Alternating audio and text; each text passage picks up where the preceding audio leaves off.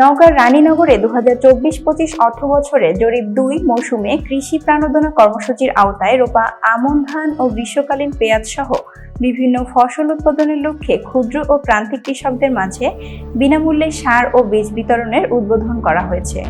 মঙ্গলবার উপজেলা কৃষি সম্প্রসারণ অধিদপ্তর উপজেলা পরিষদ চত্বরে এ উদ্বোধন অনুষ্ঠানে আয়োজন করা হয়।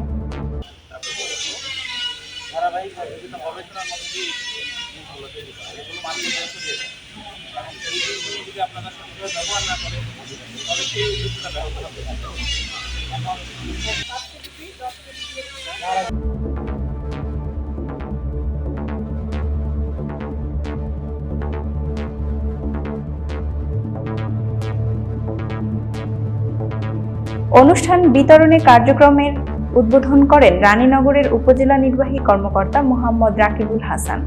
এ সময় উপজেলা কৃষি কর্মকর্তা মোস্তাকিমা খাতুন, কৃষি সম্প্রসারণ কর্মকর্তা, উপসহকারী কর্মকর্তা সহ কৃষকরা উপস্থিত ছিলেন।